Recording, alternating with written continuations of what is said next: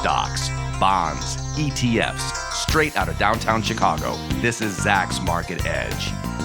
Welcome to Zach's Market Edge, the podcast about investing in your life. I'm your host, Tracey Ryniec, and this week I'm joined by Zach's stock strategist and the editor of Zach's Technology Innovators portfolio, Andrew Rocco, to talk about the AI mania. I mean, he is running the Tech Innovators portfolio, so he's all on top of this, and so is everyone else, apparently, because the AI stocks, whatever those are, we're going to talk about that in the show as well. Those have taken off, and it's kind of been a crazy run in just the last couple of weeks.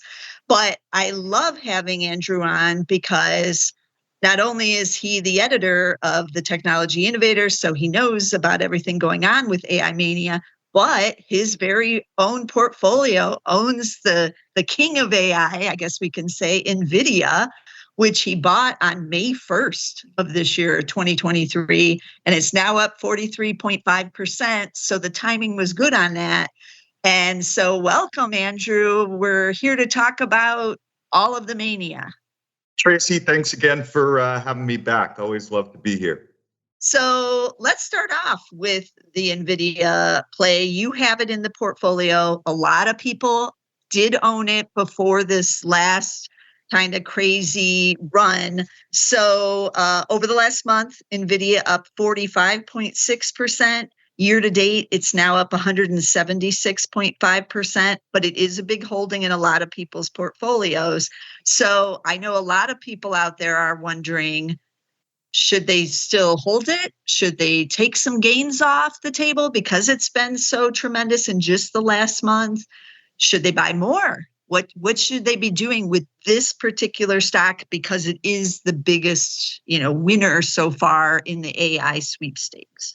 Yeah, so I think the way that you ask that is the right way for investors to ask themselves that question. It's where do I own it? So I think it depends on your average cost. One of my favorite sections in Jesse Livermore's book, he talks about this older investor named Turkey. I assume that was a nickname. And he gets a tip from someone named Elmer. And Elmer's saying, okay, it's time to sell. It's time to sell. And then Turkey retorts, why? This is a bull market. If I sold that stock now, I'd lose my position. And then where would I be? So basically, it depends on your average cost. Personally, I'm not a fan of chasing kind of euphoria. Obviously, we got that major gap up on earnings. We did gap out of a longer term base, but it depends on the context. So the short answer for should you be buying it now is no, in my opinion. Okay. If you have a low average cost from before earnings, I think it would make a little bit more sense to be holding it because you've earned that right to hold it. But I'm never a fan of chasing stocks. Okay. My question on the contrarian side of that would be, couldn't this be like, say, 1996 when the internet was in its early stages? There were some internet companies that you could buy, like Yahoo, that you could get that. There were, people were piling into them, and the valuations were pretty extreme, even in 1996. And there was a lot of this kind of similar excitement about this new technology and what it could develop into, which now we know it did develop into a lot of cool things. But if I bought in 1996, we still had several more years of kind of euphoria, excitement, things still to come. So as a contrarian play, couldn't this be 1996 or no?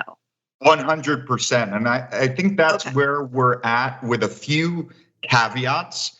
So in 99, if you think back to that time, a lot of these companies had grand ambitions. They said, we're going to do this with the internet. You would mention .com in your earnings call, and that would send the stock 10 to 15% higher, kind of like it's doing right now with AI, of course.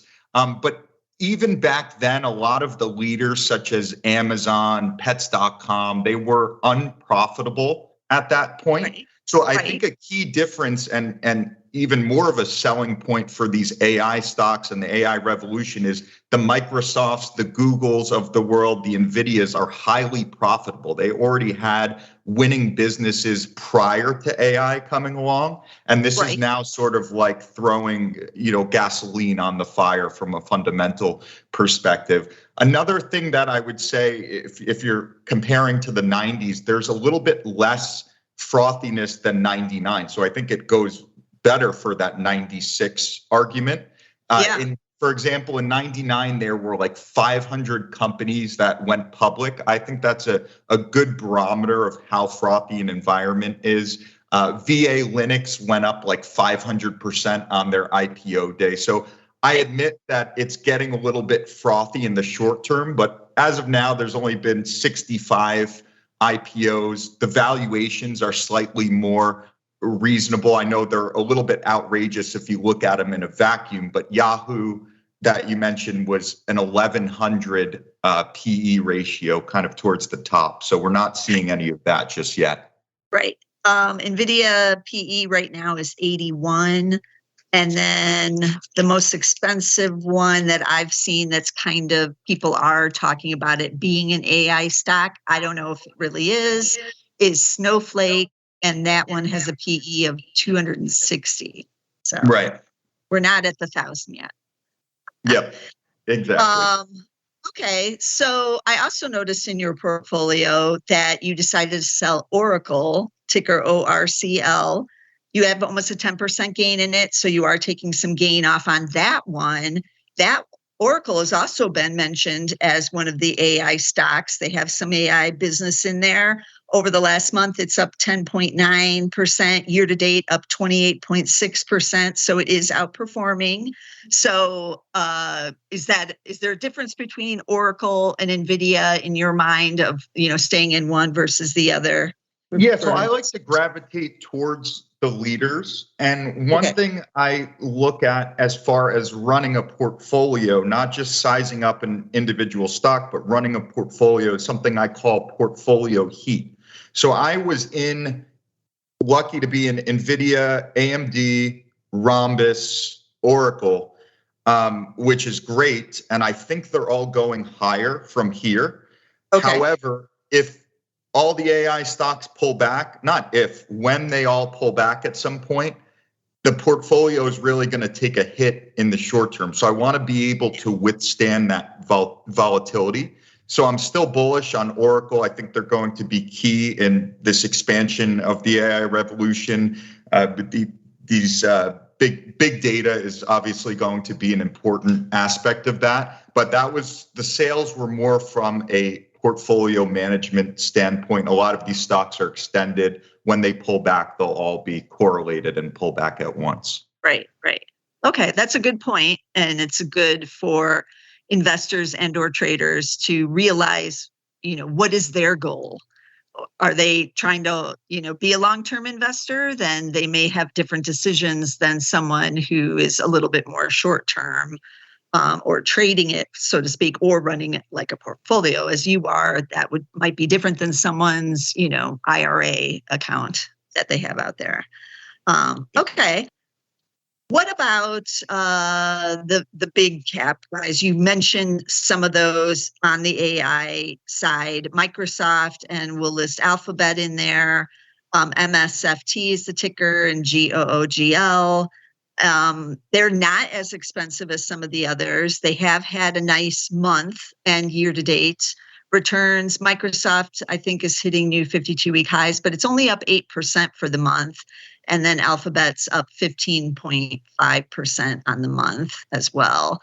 What do you make of those stocks? They are pretty bullish here, but they're not, there doesn't seem to be the euphoria like Nvidia, but they too are on the move higher. Yeah, so Microsoft, all you need to know about Microsoft from kind of a fundamental and innovation perspective is the fact that, and we talked about this last time, ChatGPT is the fastest growing consumer app in history. So as Microsoft begins to integrate it more into Bing and Windows, they may be able to scale that and grow beyond the high expected organic growth. With that said, again, the stock is up a lot. The Qs are pretty stretched. They're stretched 3 standard deviations from the 50-day moving average. So I don't like to chase when the charts look like the Empire State Building per se. But from a longer term fundamental perspective, the pieces are there. Another thing I'd like to mention is, if you think about the iPhone, there were a lot of winners, like kind of side winners, the Broadcoms and Qualcomms, whoever was making the screen for the iPhone. So I think you don't necessarily have to find the gold. You can sell the gold picks, and I think that's what Nvidia is doing, and Oracle. They're going to be able to take advantage, whereas Microsoft and Google are shooting for whoever's going to be the king of AI, which is yet to be determined. So far, ChatGPT has an early lead, but Google also has the resounding lead as far as search goes, Gmail. So once they get up and running, they're going to have an advantage from a distribution perspective, in my opinion. So if they can figure out how to integrate AI in a sensible way, I think they have a chance of being the market leader down the road. So there is a difference, as you just mentioned, between the actual products that are being created through AI and then those who are, the building blocks, as you kind of just mentioned. One of those might be MRVL technology, ticker MRVL, or at least the street thinks so, because over the last month, it's up 63% on the AI, like Euphoria. What about MRVL? Yeah, so I think all of these semiconductors are going to be the best bets. I do think Nvidia and AMD are the leaders, but MRVL is right up there, and they all had what I call breakaway gap. So that's when they have this monster gap. For example, MRVL gapped up 32% on 6 times the norm of volume. So that is, in my opinion, those are elephants getting into the bathtub. That is clear institutional buyers coming in. So I think if it were to pull back and move sideways and digest those gains, I think it would be the beginning of the move rather than closer to the end. When something happens like this, a gap, I actually prefer the gap to be large because it shows power. And one thing I found is that power and distance tend to be correlated as far as breakaway gaps are concerned. Now, if it had multiple gaps, they split the stock, it was at all-time highs, then I would be more thinking that it would be kind of a blowout top. But we're not seeing that just yet. So I think we're closer to the beginning of these moves after a couple of weeks of digestion in some of these names. What about in the cybersecurity realm? I have heard people talking about some of the stocks there using AI to create programs that will help, in cybersecurity, where you'd be able to run using AI, it would be able to tell you what was wrong with your systems, or like holes in your systems and things like that using AI technology. Would a company, that deploys this, like a CrowdStrike, for instance, it's up big in the last month too, up 31% on this idea that it's going to be deploying AI for its business. But how are investors supposed to, figure out the fundamentals on something like that? Because it seems like it could be something that could happen in the future. It's not happening in a big way quite yet, but should we be taking a chance on some of these companies that will deploy the technology in a different way than like Microsoft or Alphabet will, when we don't know, is this actually going to make them any money? We don't know. Yeah, so I saw the CrowdStrike announcement this morning, and it's definitely going to present cybersecurity issues. AI will, and that's going to turn out to be opportunities for something like CrowdStrike. But as you said, it's very, very early. So I would size up the company based on where they're at, and then look at this as a potential catalyst going forward. I wouldn't buy the stock just based on because they mention AI, because everyone's going to try and mention AI. If you're a lemonade company, you're going to say, "Oh, we have AI in our lemonade sales." But yeah, I think something like CrowdStrike, they're utilizing generative AI because it owns a vast and growing data set from their existing customer incidents, status updates, et cetera. So I think it definitely is a legitimate catalyst, but buying based on that alone, I don't think is sensible at this point. I would just kind of have it in the back of my head as a potential catalyst as this becomes more mainstream. I don't know if you know the answer to this, but are there any kind of smaller companies or secret hidden ones that really are using AI and could be using it in a good way going forward that are being kind of overlooked by this market because of the focus on these big mega caps? Yeah, so I think Arista Networks is one. Like as we said, Nvidia is kind of the Apple of the AI space. Nvidia and Microsoft, they're the juggernauts in terms of size, growth, cult following, etc. However, a side beneficiary will be something like an Arista Networks. As AI sees this internet-like growth, they're going to have to hyperscale the performance networking equipment and data center. So I think Arista Networks will be a beneficiary as far as that goes. And then another one that I'm watching is Palantir. I would definitely not chase it here. It's almost up 100%, I believe, on the month. But they're the American big data analytics company. One of their largest customers is the U.S. Department of Defense, and their software is used for counterterrorism purposes. That's kind of their main business. However, they are developing AI model to optimize the product purchasing and inventory restocking process. So Palantir, just based on the price action alone and their recent earnings growth, I think it's one to watch on a pullback, although it has had a tremendous run. So I would definitely not chase it here. Okay. So it sounds like your advice is to not chase any of these, basically. Correct. I would say the one that is not extended is Tesla. And again, AI is not a large portion of their business, but I think it has a chance to be a big part of their business. So Tesla, I think, is one that you can look at. The stock doubled off the 2022 lows. So multiple months of digestion and a little bit of underperformance in the short term makes sense because it's been digesting that huge move. But I think they have two major catalysts, and one involves AI, which is the full self-driving rollout, which Elon can be a little off on his timetables, but he thinks that the FSD will come out this year. And then they also have the Cybertruck to boot. So I think the Cybertruck is almost going to be like a Hummer. It seems ridiculous, but a lot of people are going to end up buying it. And then Musk also mentioned he believes the company will have its ChatGPT moment this year when it comes to AI.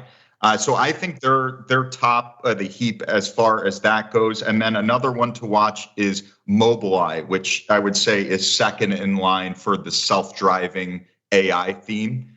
They got spun off from Intel, and they're definitely the self-driving leader outside of Tesla. And the stock's acted really well since it IPO'd once again earlier this year. Okay. I haven't heard Mobileye mentioned in a long time.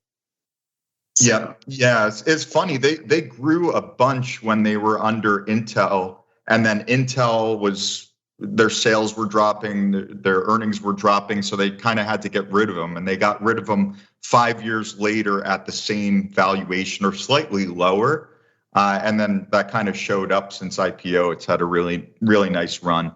Speaking of valuation, does any of the valuations on any of these stocks concern you? I would say that looking at the valuation as far as in a vacuum does not make sense on like these stocks, because you do not know the denominator. So if you're looking at forward PE, you don't know what the earnings are going to be. So to paraphrase the greatest hockey player ever, Wayne Gretzky, you want to skate to where the puck is going, not where it has been. And then another thing I would say is you can't use traditional valuation metrics on untraditional companies. So at some point, the valuations will matter. But when we're in a bull market, when we're early in this AI growth phase, I don't think you can use it as a vacuum. Now, if the market is stretched, the high PE names are going to get hit the most. Or if the market just completely changes trajectory, they're obviously going to pummel the Nvidias of the world first. So you want to be flexible, but just like shorting a stock based on the valuation alone does not make sense, in my opinion. You want to just have that as one piece of the puzzle. That's good advice. And also, the bull can remain intact for far longer than the shorts can kind of stay short, as always. Correct. Yeah. So that timing is real difficult to get. Okay, so we covered a lot. Any final advice you want to give out there for people who are eyeing this AI phenomena? Yeah, I would say stick to the profitable, liquid, fundamentally strong companies and make sure that you're timing them profitable. You don't want to just get caught up in the hype when they're spiking up. You still want to maintain your discipline. And just because something has AI in the name, you don't want to chase it. So stick to quality. Don't get caught up in things. Stick to your timing. And yeah, I think like Nvidia's the one that everyone's looking at now. We broke out of a multi-year base, but we're at the 1 trillion market cap. We're at the 400 round number. So a little bit of digestion here would make sense. Another thing, we're 100% above the 200-day moving average, and we just had our second gap higher in 3 days. So again, just wait for your pitch, stick to the quality, and I think in the long term, you're going to do better that way. Okay, that's some good advice. One further question, do you own any of these in your own personal portfolio? Yes, I currently own Nvidia in my portfolio. Okay, and I own Microsoft and Alphabet in my own portfolio. None of the others. I have to look through the list real quick, but no.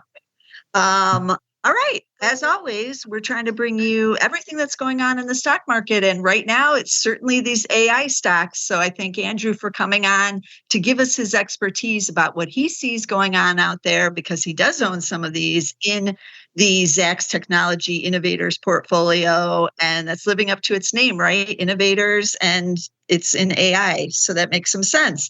But we bring it to you every week here. I'm always looking for the most interesting topics for all of you investors. So be sure to subscribe. You can get us on Apple Podcasts. You can get us on Spotify and wherever you can get podcasts. We're on most of the platforms. And let me give you those tickers again in case you missed some of them or we didn't say them. These are mostly the big caps, many of you know, but I'm going to list them anyways. So there is Nvidia, ticker NVDA. There's MRVL Technologies, MRVL. Oracle is ORCL. Microsoft, MSFT. Google/Alphabet is GOOGL. CrowdStrike is CRWD. AMD is AMD.